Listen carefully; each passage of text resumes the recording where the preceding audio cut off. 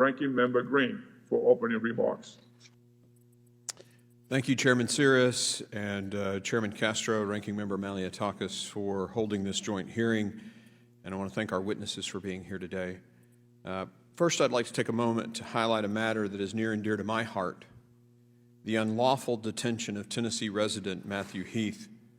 For almost 2 years, this U.S. Marine veteran has been held hostage in Venezuela. As a result of his mistreatment and torture by the socialist Maduro regime, he actually attempted to take his own life this weekend.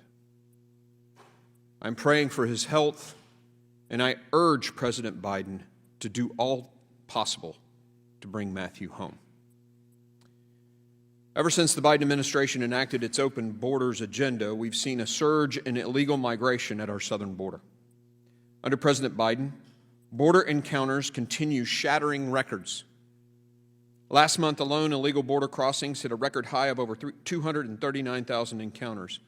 And this doesn't count the people who go around CBP. Watering down the migrant protection protocols, threatening to end Title 42 expulsions, and limiting border wall construction amounts to increasing the pull factors, leading to skyrocketing illegal migration. We've seen heartbreaking stories in the media of the real-life consequences of these reckless policies: Border Patrol agents rescuing drowning children in the Rio Grande, sexual assaults of women and children by traffickers, and forcible recruitment of migrants into crime, to say nothing of the fentanyl crisis and the hundreds, thousands of Americans who've died to overdose. While the Biden administration refuses to address illegal immigration's pull factors, such as our broken immigration system, there is an opportunity for bipartisan solutions to some of the push factors. One of these push factors is the lack of economic opportunity in migrants' countries of origins. This hearing on private investment provides an excellent opportunity to address this critical issue and to jumpstart our joint efforts with our Western Hemisphere counterparts to create more jobs for their citizens and investment opportunities for American companies. However, there has been a growing sense of hostility by Latin American governments toward the private sector, which is the engine of job creation. We've seen Mexico discriminating against the American private sector, Honduras pass a bill to repeal its special economic zones, and others threaten to nationalize key sectors like mining. This has got to change.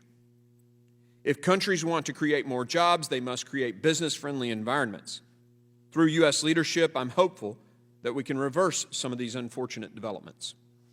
I'm willing to work with any government in the Western Hemisphere that respects the rule of law and market-driven models of economic growth.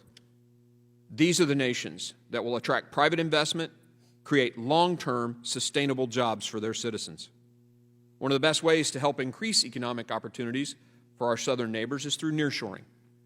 According to estimates by the Inter-American Development Bank, IDB, nearshoring could add an annual $78 billion in additional exports of goods and services in Latin America and the Caribbean in the near and midterm. To put this into perspective, in 2020, Guatemala's GDP was estimated to be roughly $77.6 billion. Such a huge influx of capital from nearshoring would mean massive growth if concentrated in smaller countries like Guatemala.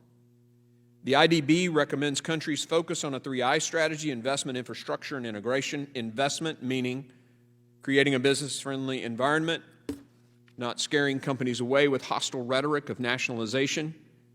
Infrastructure means building and repairing the roads, bridges, seaports, airports, and energy grids necessary for business to flourish.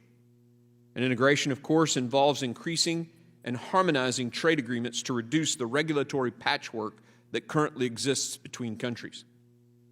My bill, the Western Hemisphere Nearshoring Act, co-led by Chairman Siris, assisted in the writing by members of the State Department, people from both sides of the aisle, addresses all of the 3 I's.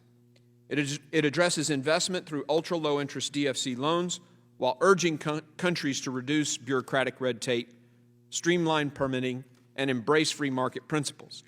It helps address infrastructure by providing technical assistance for energy grids and streamlining the application process for nuclear reactors. And it addresses integration by directing the U.S. Trade Representative to obtain trade agreements with our Western Hemisphere allies with whom we do not currently have trade agreements. The bill is a win-win-win. It makes our supply chain less vulnerable to communist China. It will create more jobs and economic growth for Latin America and the Caribbean. And as opportunities increase in the Western Hemisphere, the nearshoring of manufacturing will decrease migration to the United States southern border. I urge all of my colleagues to co-sponsor this bipartisan, common-sense bill, and I hope Chairman Meeks will schedule it for a full committee markup soon. Private investment is the key to addressing the lack of economic opportunity in many Latin American and Caribbean countries.